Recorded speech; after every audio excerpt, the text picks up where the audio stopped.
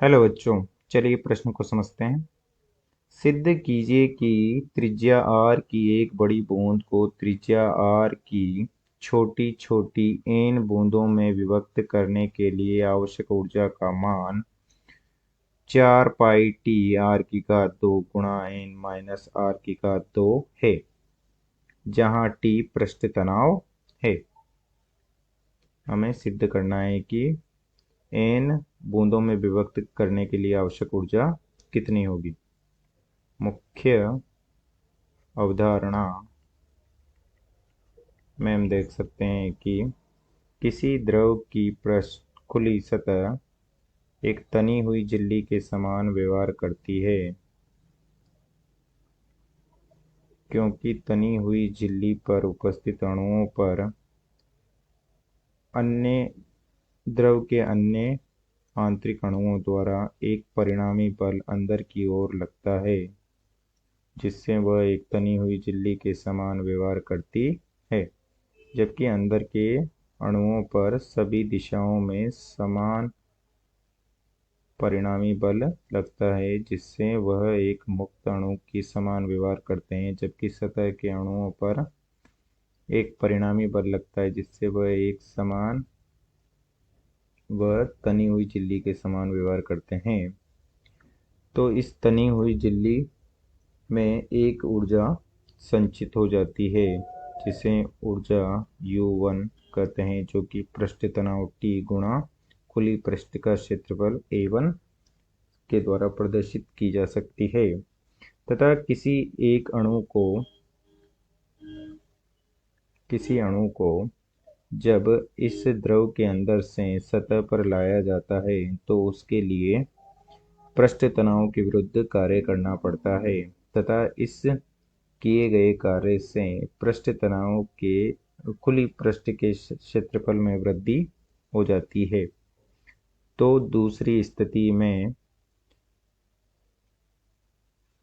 संचित ऊर्जा हो जाएगी U2 बराबर T गुणा A2, जहाँ A2 अणु को बाहर लाने के बाद का क्षेत्रफल है, तथा A2 माइनस A1 जो कि डेल्टा A हो जाएगा, जो कि क्षेत्रफल में वृद्धि है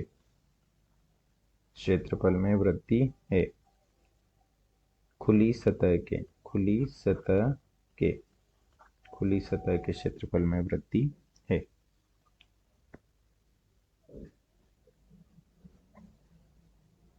तथा इसे हम इस प्रकार से देख सकते हैं कि U1 से U2 ऊर्जा करने में कितना ऊर्जा की आवश्यकता हुई या कितना कार्य किया गया। जितना कार्य किया गया उतना ही उसमें ऊर्जा के रूप में संचित हो जाता है। तो U2 माइनस U1 हो जाएगा डेल्टा U, या इतनी ऊर्जा आवश्यक होगी A1 से A2 पृष्ठीय क्षेत्रफल में वृद्धि करने पर, जो कि है आवश्यक ऊर्जा, क्योंकि हमने क्षेत्रफल में वृद्धि की है। U2 माइनस U1 बराबर T गुणा A2 माइनस A1। अब चलिए प्रश्न को हल करते हैं। प्रश्न में दिया गया है कि एक बड़ी बूंद जिसकी त्रिज्या r है को n छोटी बूंदों में जिनकी त्रिज्या स्मॉल r है में विभक्त किया जाता है। तो हम देख सकते हैं कि एक बड़ी बूंद से जब छोटी बूंदों का निर्माण किया जाता है तो पृष्ठ के क्षेत्रफल में वृद्धि हुई है, पृष्ठीय क्षेत्रफल में वृद्धि हुई है, परंतु इनका आयतन समान रहता है। तो हम लिख सकते हैं कि 4/3 पाई कैपिटल r⁴ बराबर n गुणा 4/3 पाई स्मॉल r⁴, जहाँ पर हम लिख सकते हैं r बराबर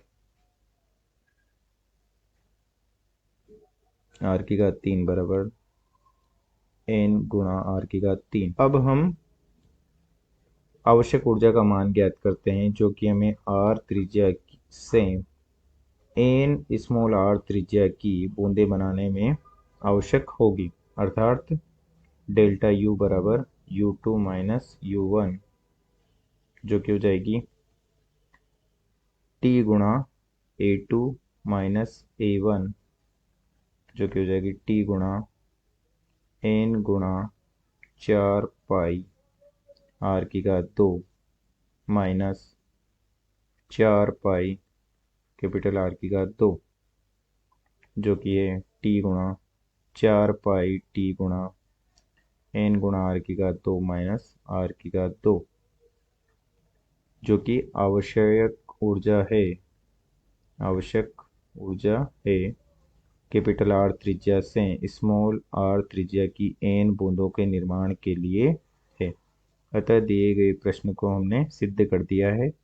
आशा करते हैं आपको समझ में आया होगा। धन्यवाद।